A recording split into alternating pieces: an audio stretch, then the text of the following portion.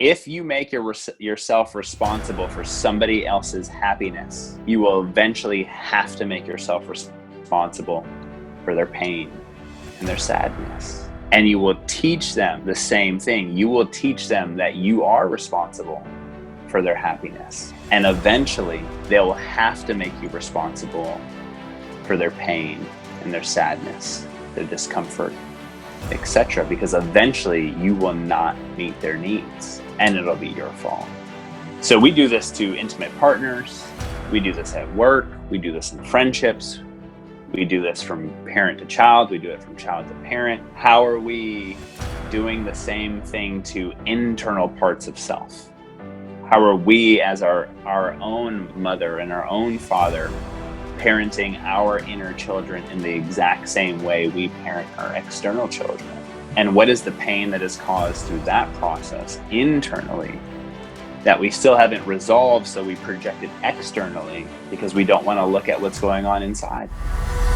You're listening to Cleanse, Heal, Ignite podcast, and I'm your hostess, Diane Kaiser, functional diagnostic nutrition practitioner, former pro soccer player, transformational leader, holistic healer, and life purpose coach, helping you and your business awaken to your full potential. We are a transformation tribe of visionaries empowering, passion-quenching, heart-centered advice to wellness warrior leaders on self-love, nutrition, mindset, and divorcing perfectionism. Our mission is to help you laugh your way to a sexy belly, love your way to vitality, and live your life with purpose by sharing real talk and truth drops that will help you cleanse your body, heal your hormones, and ignite your life. Side effects of this podcast may include all-day energy, happy hormones, perfect poops, increased confidence, becoming your own best healer, and catching the self-love virus. There's currently no vaccination to protect you from this and no known cure. In most cases, listeners experience a strong desire to accept new challenges, ditch toxic people, follow their heart, and dance like no one's watching. If you experience moods happier than usual, live it unapologetically and share with your social media friends immediately.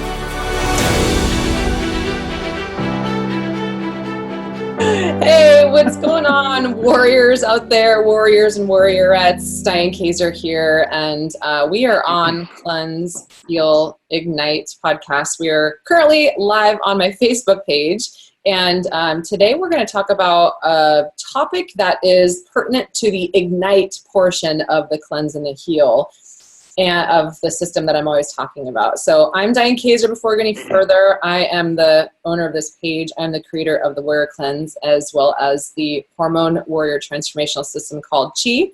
Cleanse your body, heal your hormones, ignite your life.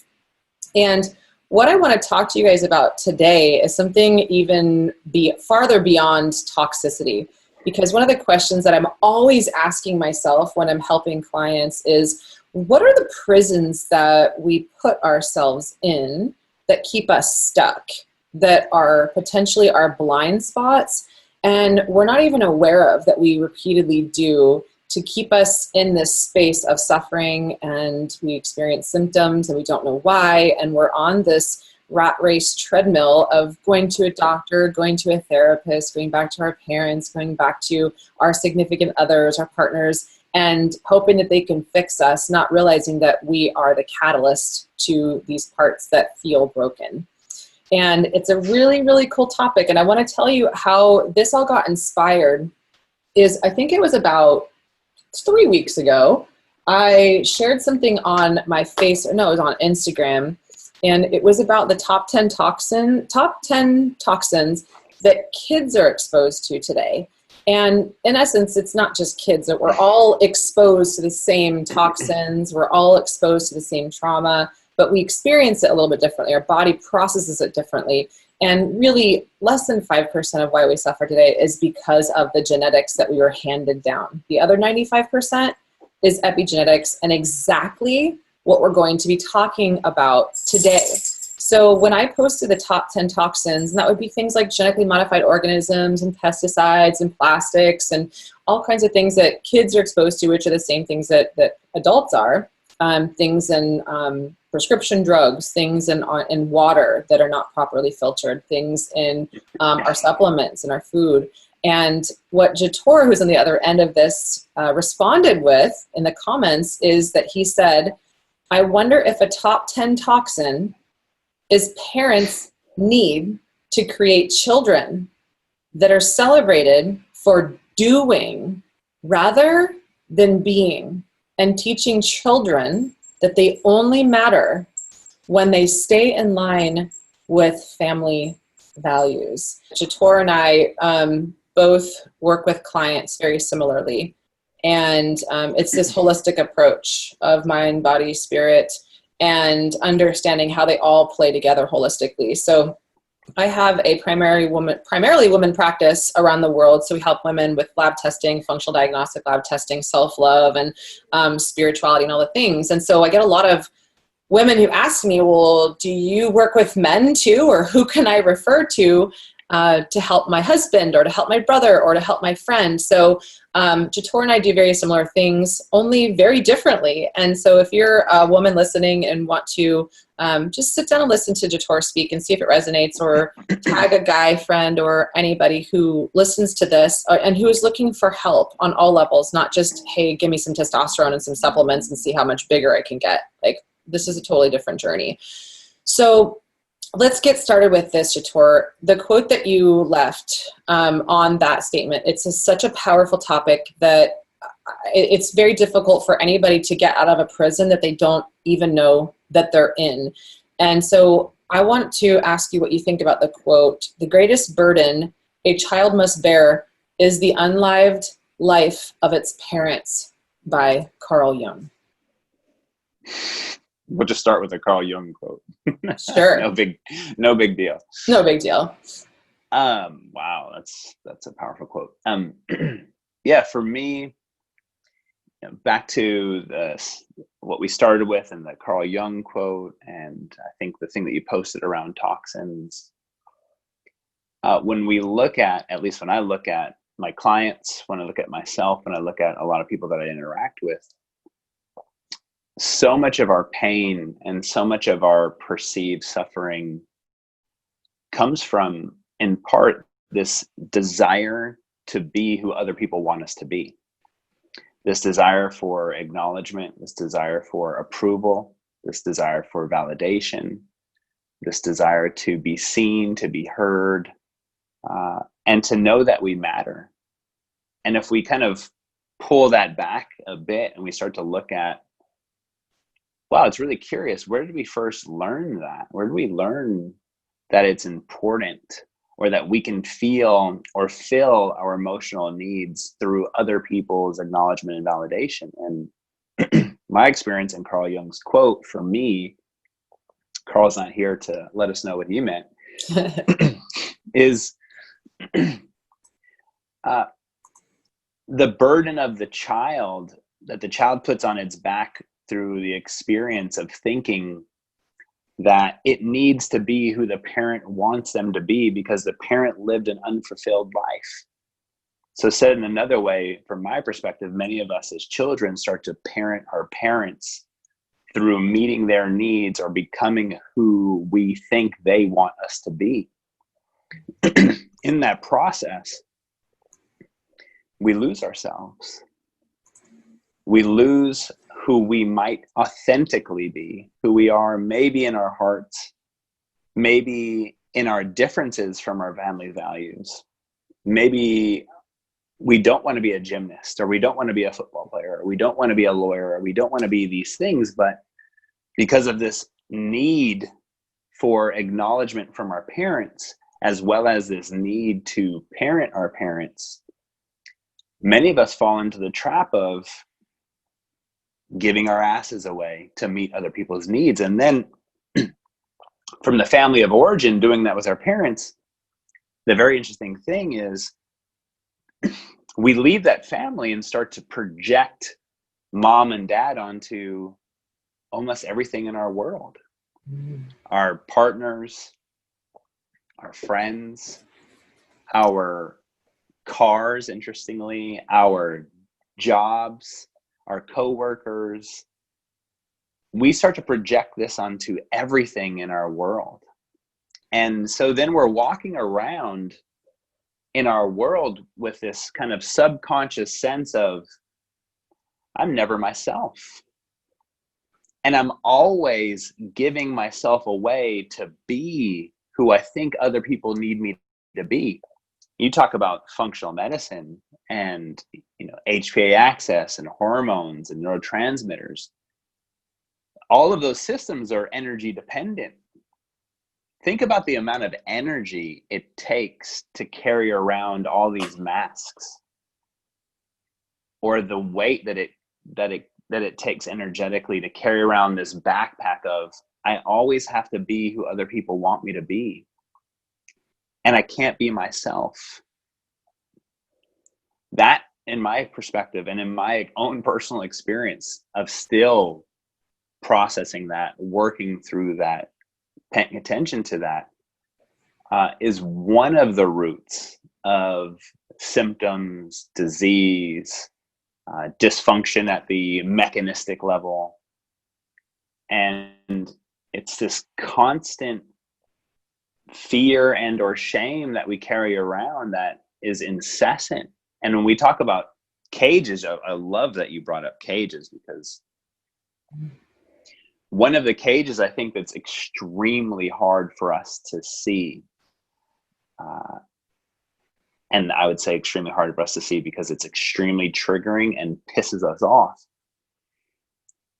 is when you start to look at what you're dealing with in your life in terms of the negativity or the suffering or the pain or the disease or the dysfunction or the unhealthy relationships. When you start to look at that from a perspective of, I wonder how I'm caging myself. And I wonder what's a cage that is so hidden from me, I refuse to see it. And for me, one of those hidden cages is an aspect of you benefits from all of the SHIT in your life. No matter how many, no matter how much this conscious adult part of you speaks to, I don't want to be fat. I don't want to have thyroid issues. I don't want to have SIBO. I don't want to have back pain. I don't want to. All I hear underneath that story as a coach is, a part of you does. Mm-hmm. A part of you gains a tremendous amount of emotional benefit by being in this cage that you can't find your way out of, because in part, in my experience, it is vastly more scary to move out of that cage. Who would I be without it? Who would I be without my pain? Would I still get the same amount of recognition? Would people still pay attention to me? Would I have my story to share so people feel sorry for me? Would I get the acknowledgement or the attention from my parents or family because I'm never enough? And did I learn to parent my parents by being a victim so that they could get their needs met by taking care of me, and they still do today? I mean, that's that's some scary stuff. It is a literal prison. I mean, and I know so many people, and I know there's people out there who might get extremely offended by this, but it's necessary. It's necessary to get triggered. It's necessary to experience what upsets you, because behind that is some sort of shame that you're hiding using the bars of the cage.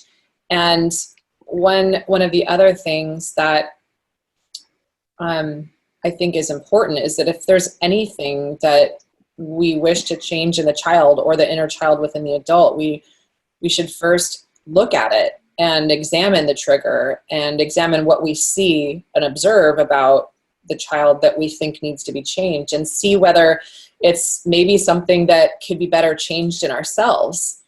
And it's the parent's judgment of the child not meeting their expectations. So it's just interesting when you look at the parent-child dynamic. I think about how I was home over the weekend and I had some really tough news I had to walk through, and my dad wanted to rescue and parent me. And I was like, I got this. 4 years ago, I would have been like, yeah, help me. But through doing the work that we're doing, you learn a kind of freedom that when my parents saw how I was able to walk through some pretty hard shit, they went, wow, I'm really impressed at how composed you are at this. And then that freed them from having to save me. So whether or not that was a thing that, I mean, maybe they felt like, well, now I don't even have a purpose. I don't know, because parents create purposes, like you said, from the child being a victim of something. So I hear in so many women that I work with that a big question I ask them is, do you feel, is there a part of you that feels an allegiance to your mother, that you need to be sick in order to be a part of the family? So I want to expand on that one big time. And not just for women, this is for anybody, right? Because one of the biggest threats to humans' existence is to be kicked out of a tribe and to be alone and feel, and that rejection. So we'll do whatever we can, wear whatever mask to avoid being rejected, to avoid that pain. So perhaps I'll ask it like this is, what kind of a mask or what kind of a blind spot do you think that many people are carrying with that allegiance to the parent of, perhaps if we're talking epigenetics, that the parent was sick this way or the parent suffered that way, which means that I'm bound to as well. And if I don't, I may not connect with my family anymore. What do we do about that? How do we get out of that prison? And how do you first become aware of it? Wow, I love that. One of the ways that I think we first become aware of it is a lot of what you just shared for me, is kind of the awareness of what might be going on. I think another way to start the process of moving through that or into that might be better for me is when we hear these concepts or these perspectives, people get triggered, clients get triggered. Maybe some of us are watching it triggered. I get triggered. Mm-hmm. And the beauty in that is, if you're noticing that trigger, there's also something that's really powerful there, which is noticing the trigger as well as not only where it comes from, but what is the benefit of that trigger? And do you notice yourself going into judgment and criticism about that trigger or what you're hearing? Typically, when we're sharing this type of stuff, people will become triggered because they're hearing that they're being criticized for how they live their life, in part. One of the ways out of this is to start to notice it's a choice. And every choice has a light side and a shadow side to it. So let's just say there's a part of you that gets your needs met by fitting into the family, by being a victim. When I say that, I'm not saying it with criticism. I'm saying it with observance. And I'm not saying it that it's something that needs to change. I'm saying it with, can we observe it and understand it? I literally, an hour ago, got off the phone with a client where I asked that similar question. And she has a son who's autistic, and he's 27, and she's been in a lot of pain, her experience, for a very, very long time. Where we got to in that session was her getting to a place of noticing that for now, she is actually still willing to give all of her energy away to try to control her son's outcome so that she can feel like she has a purpose in life, which is taking care of her autistic son and failing at it. Mm-hmm.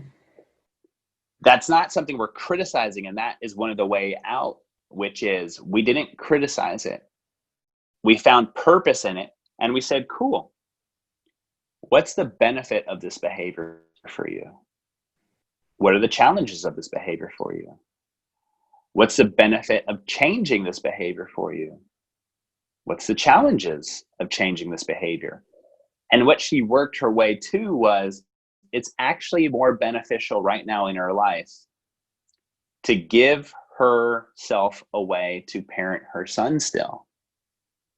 that in and of itself starts to release the attachment to the cage. It's the resistance to the story that creates more strength, right? You resist, you work out. What happens when you lift weights? There's resistance, right? And you grow muscles. So by resisting the story and saying the story is wrong or criticizing it, it shouldn't be, that's actually resisting what's showing up, which actually creates more strength to holding on to the story. The paradox is, if you learn to accept, understand, and create awareness around how it's serving you, you can move to a different place of knowing whether you want to keep it or leave it, and you'll keep it for as long as you need it until it no longer serves you, which may be the rest of your life, and that's okay. Cool.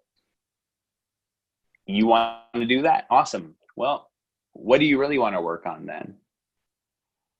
Because you don't want to move out of this one, which is beautiful. We have a long laundry list of other challenges that maybe a part of you really wants to do the work around to change. So it's fascinating that a lot of these behaviors we learn as children, and those behaviors, interestingly enough, served us extremely well in our childhood because they helped us survive in the environment we were in. We had to learn how to survive in some way or another. So those behaviors that we learn, it might be parenting, it might be being a victim, it might be being a punisher, it might be being a rescuer, and on it goes. Those behaviors that we learn as children serve us very well so that we can live and survive and thrive. But in the short term, it may work. In long term, just like, right, cortisol is an example. I talk about physiology. Short term is very a savior. Long term chronic exposure causes issue. Same thing with this. Short term, it's our savior, it's our helper, it serves us. Long term causes chronic issue. The chronic issue is okay until it's not okay.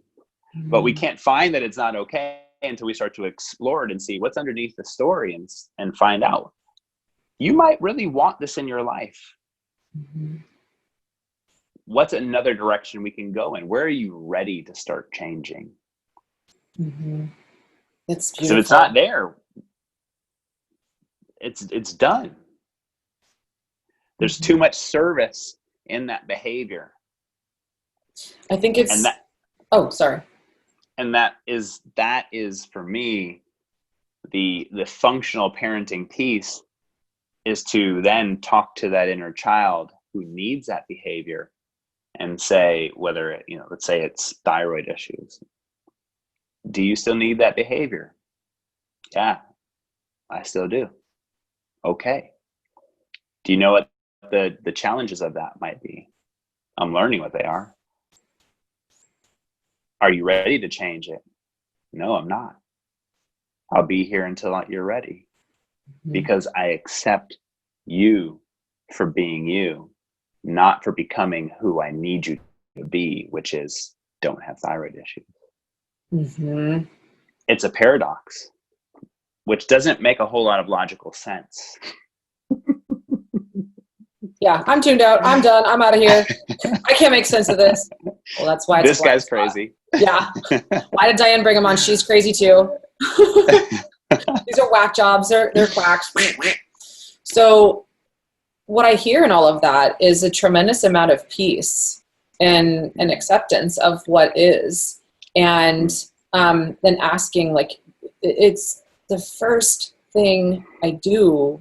And the first thing I've learned, just like you, from journeys of wisdom, is that what part of you benefits from putting your child in a prison with your needing to matter?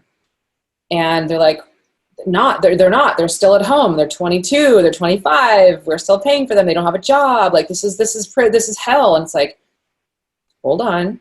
And the reason why the answer is not, oh, there probably is a part of me, because there's a tremendous amount of shame around the potential admission that I need to be needed. I need a purpose.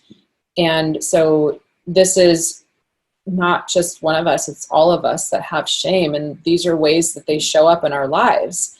And this is why your thyroid or your adrenals, your testosterone, if you're a male or whatever, these numbers all look maybe okay on labs, but deep down, there's something else going on. And if we're living 70% of our lives in fight or flight because of these masks that Jator is referring to, then we're bound for even deeper disease that becomes more debilitating if we ignore this shame. So I want to talk about this piece here because I think, autism is on the rise.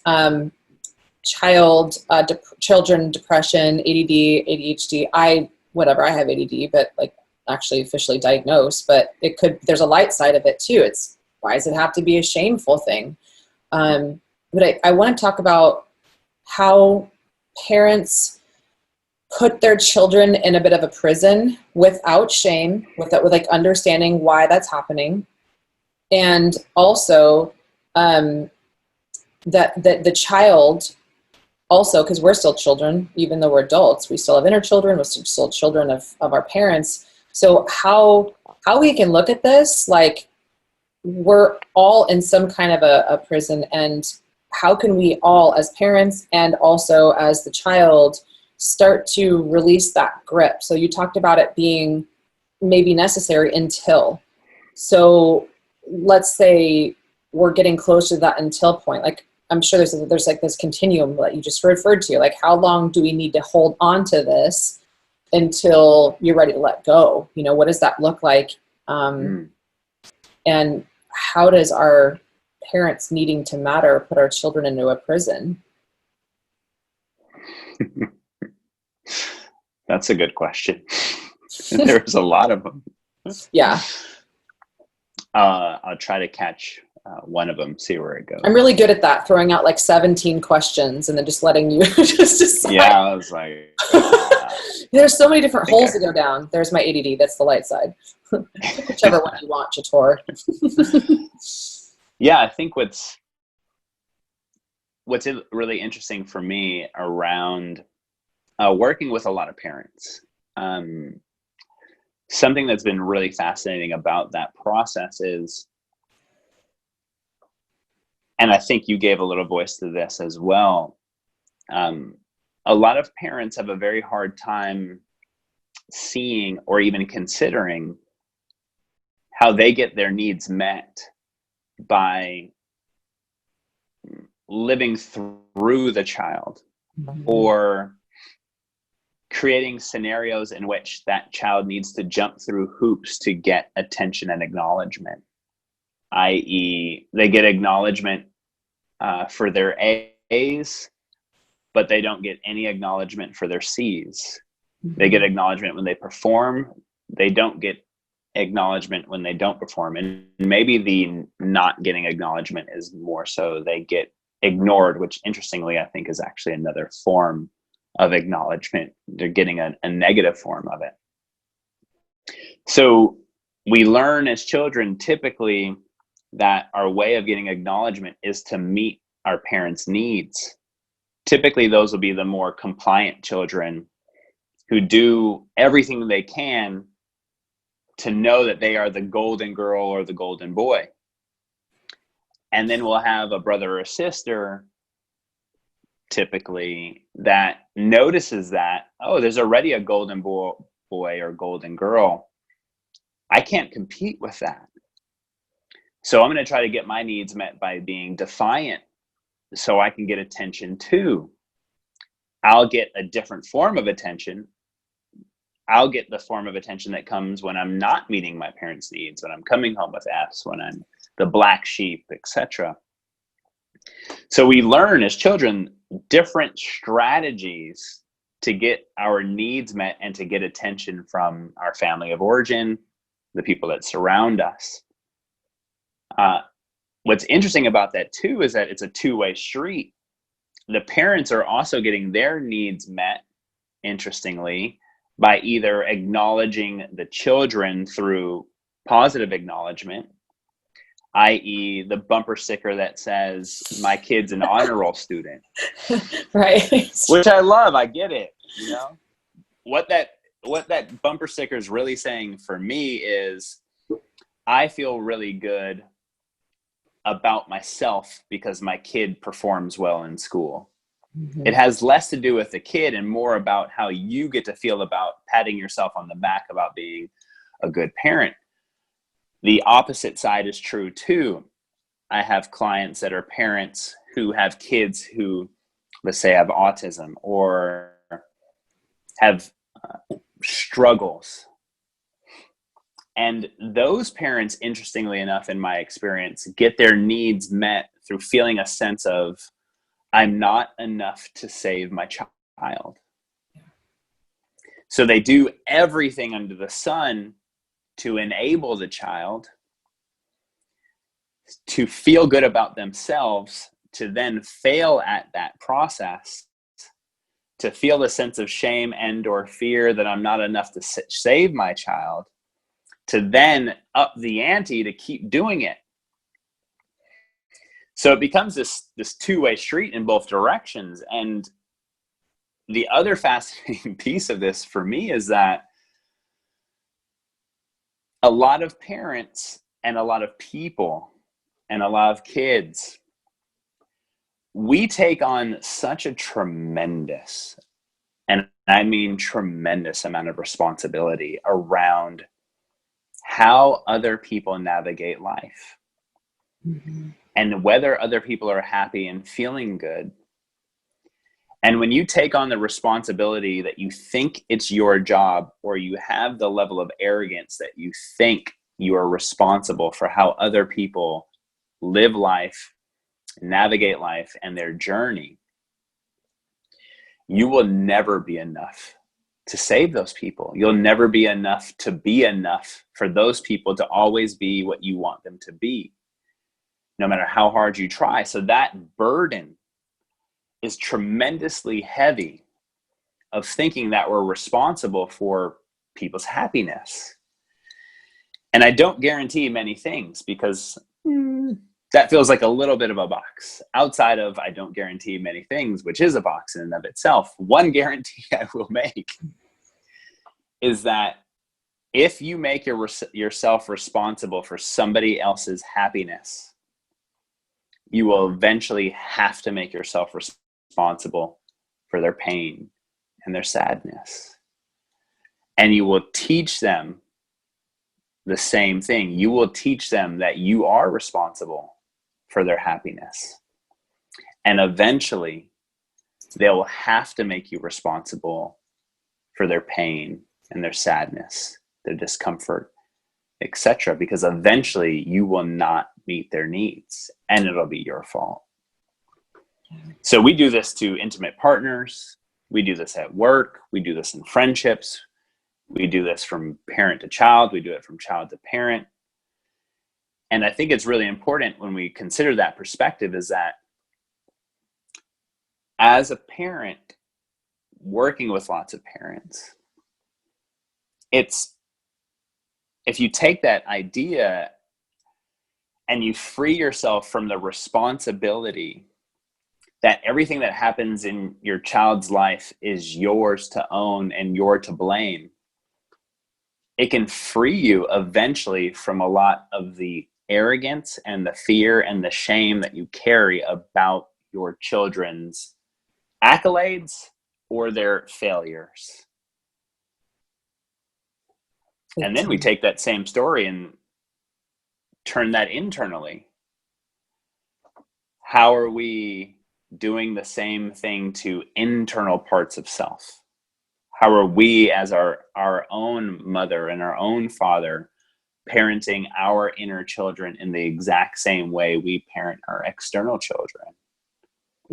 And what is the pain that is caused through that process internally that we still haven't resolved, so we project it externally because we don't want to look at what's going on inside?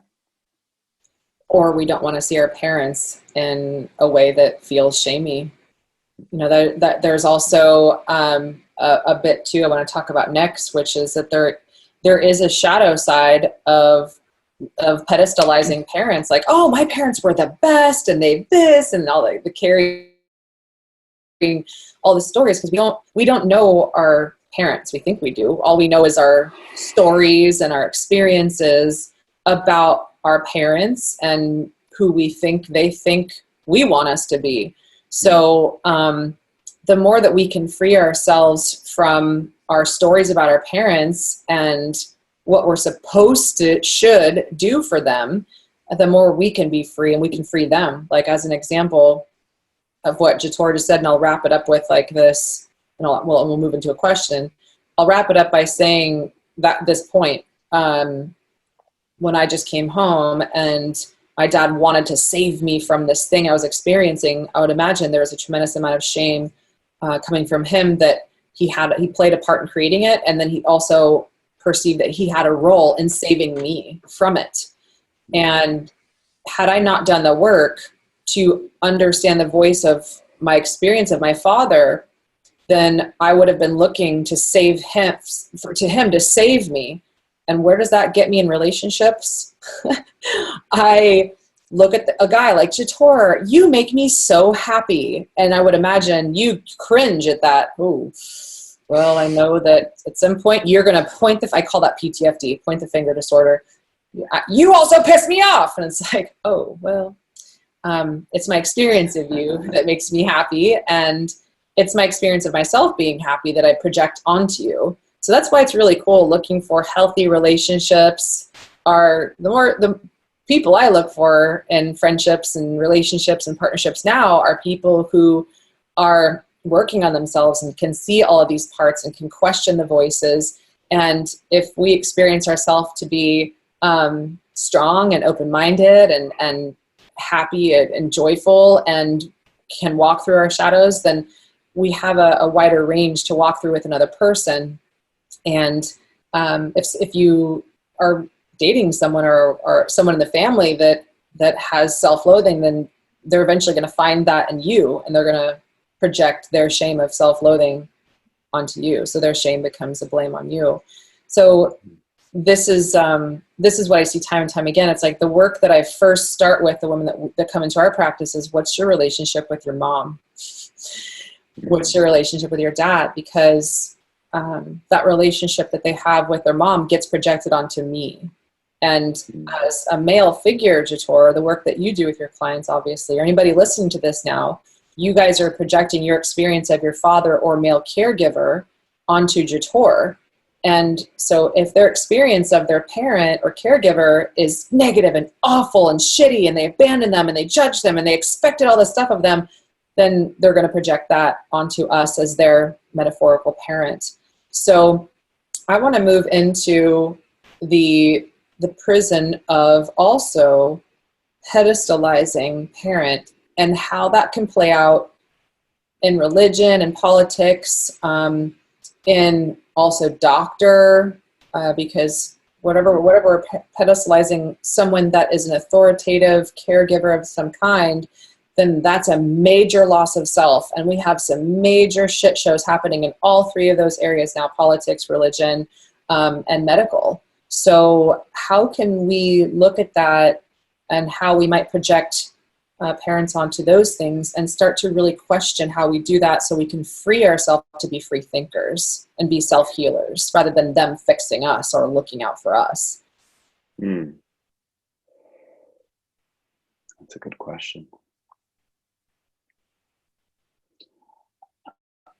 At least from my perspective, one of the challenges with pedestalizing anyone is that as long as you have to pedestal someone, you have to put them above you, which means that you have to put yourself below them or keep yourself below them, or said in another way, dumb yourself down, hide yourself.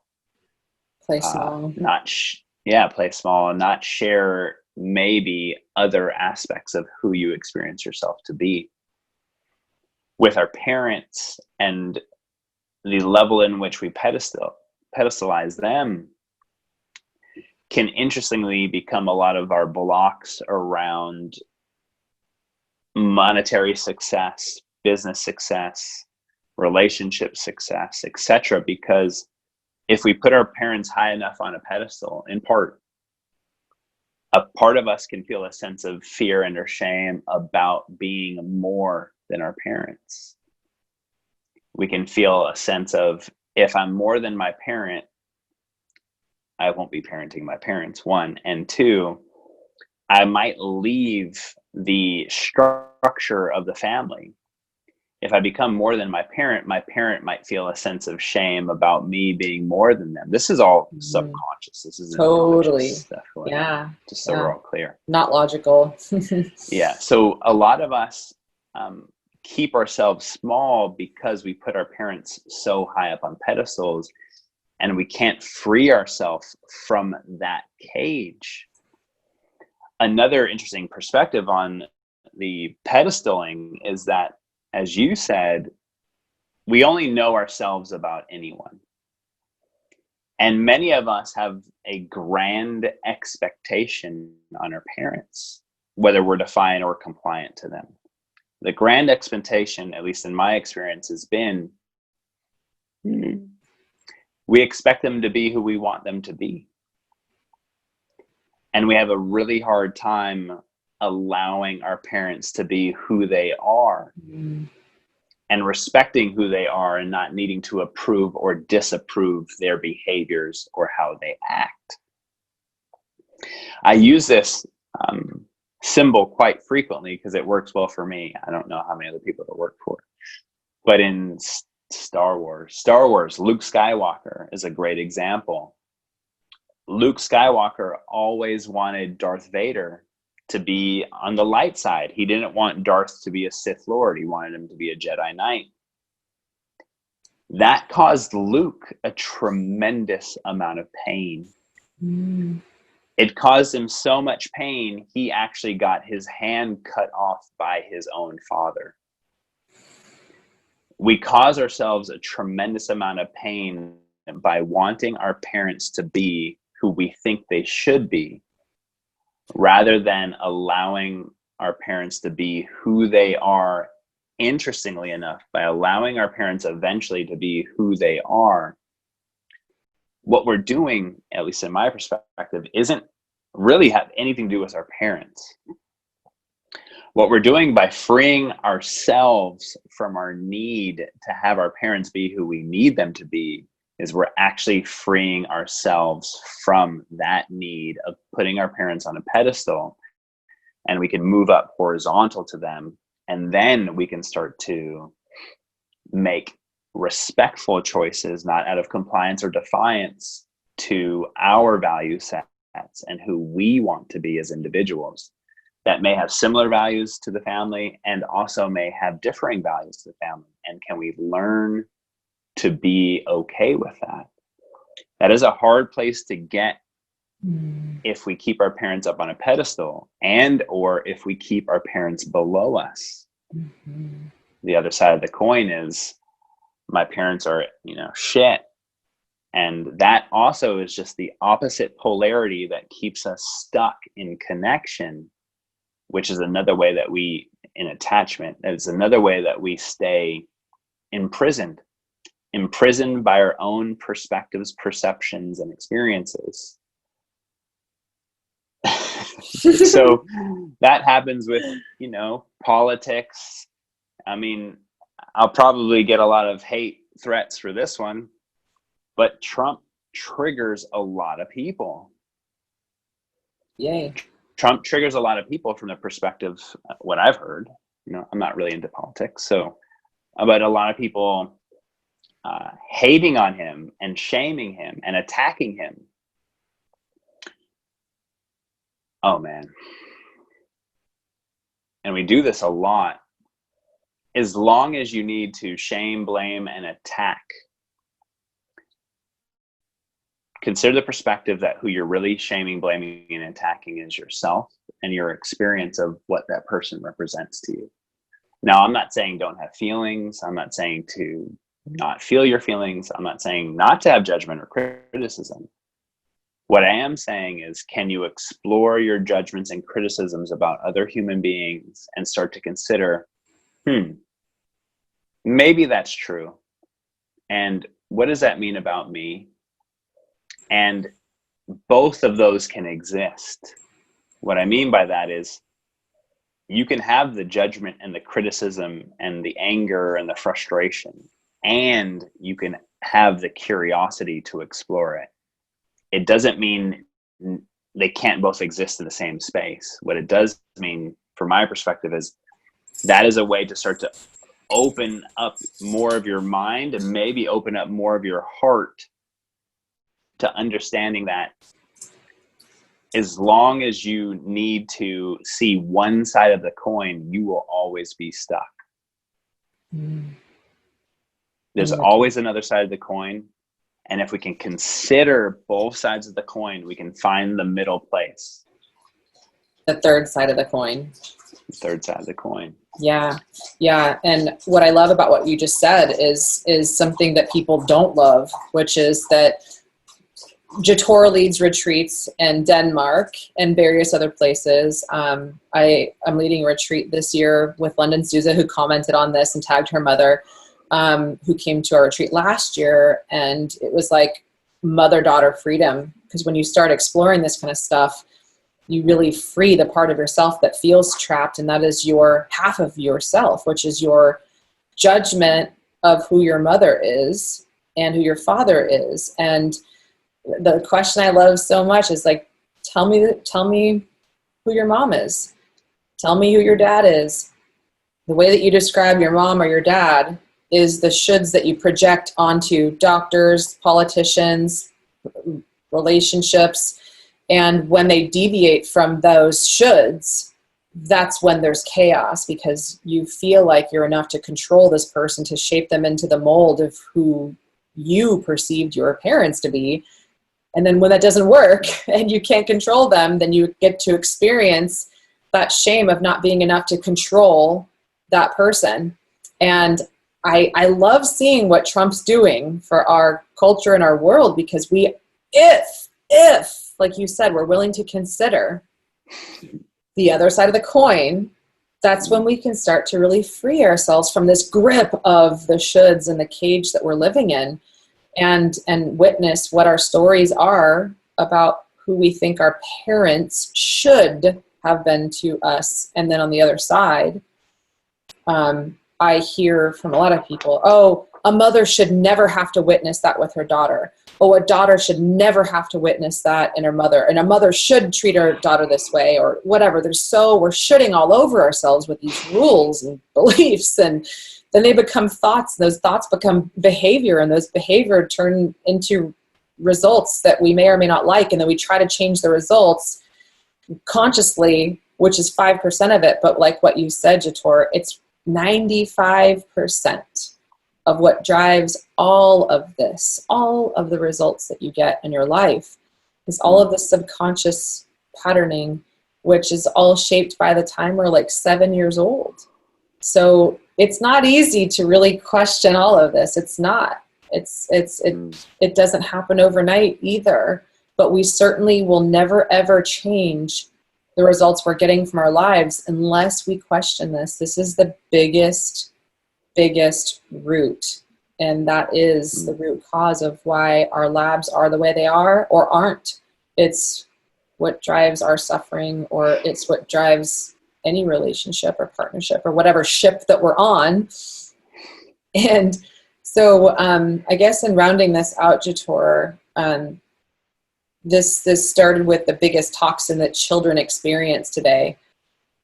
And so this last question is maybe not so much for the parents talking to their children, but the parent ourselves talking, our inside parent talking to our inside inner child.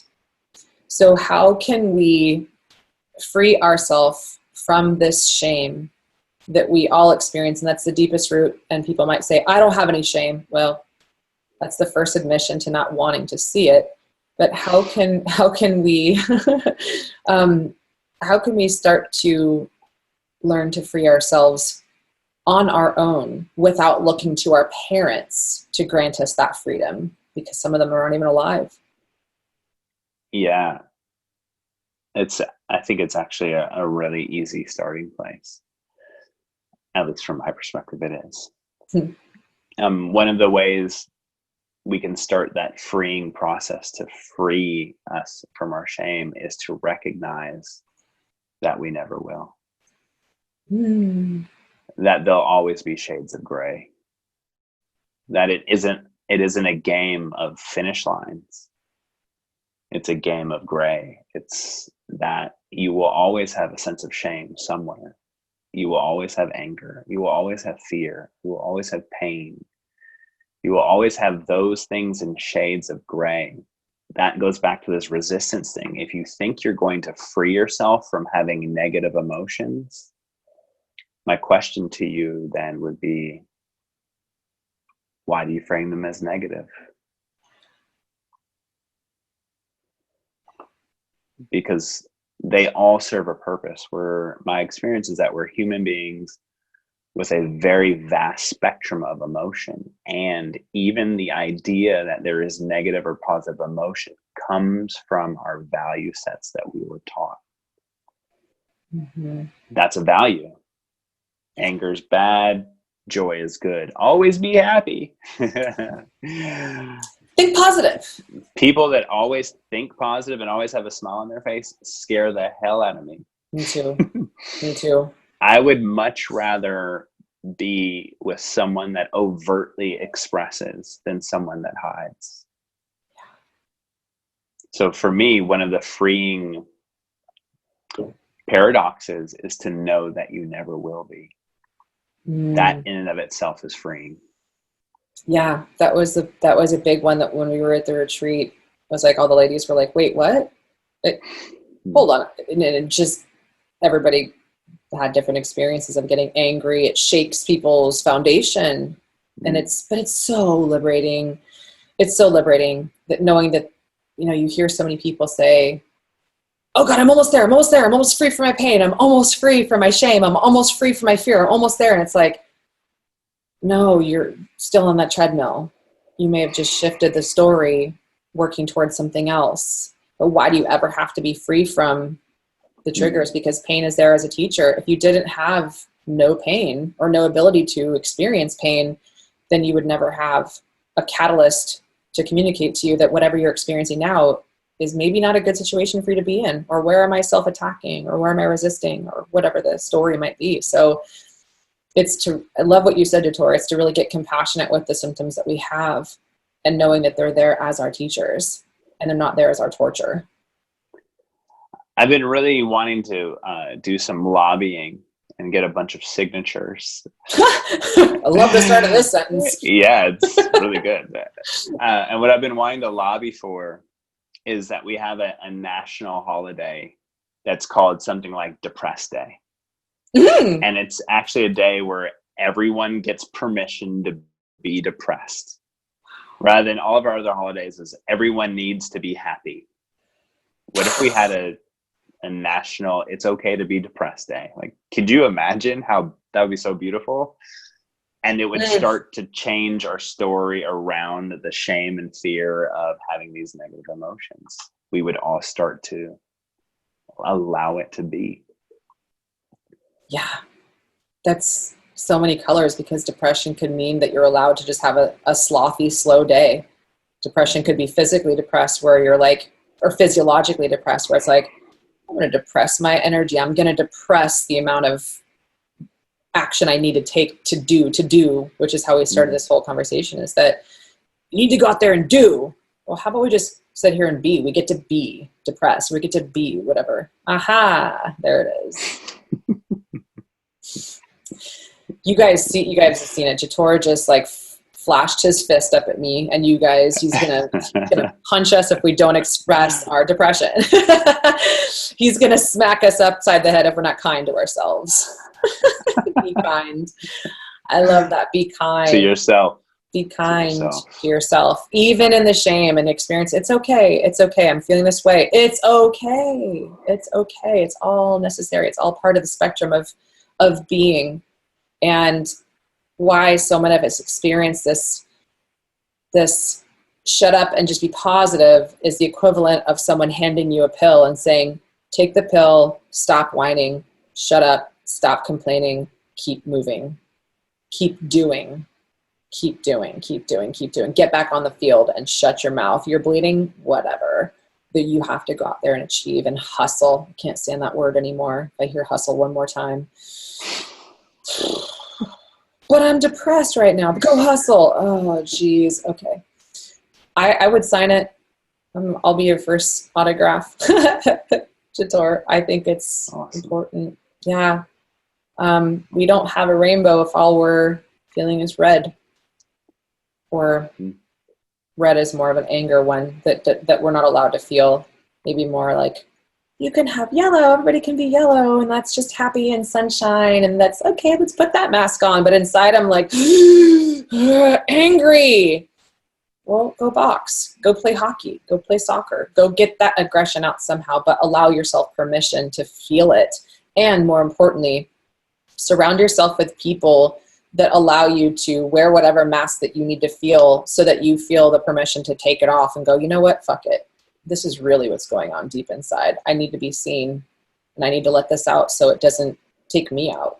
There's very few of us that walk this path, because as you can hear, it's a deep path to walk. You know, you really have to look in the mirror at yourself and look at the reflection of who you experience yourself to be and others. It's a life journey. It's not a transaction. It's not a destination, as Jator put it. So I invite you that if you are called to diving deep and want to go beyond the surface and understanding what your symptoms are saying to you and what your suffering is really meaning, and how you can get yourself out of the invisible prisons that you don't realize that you're in.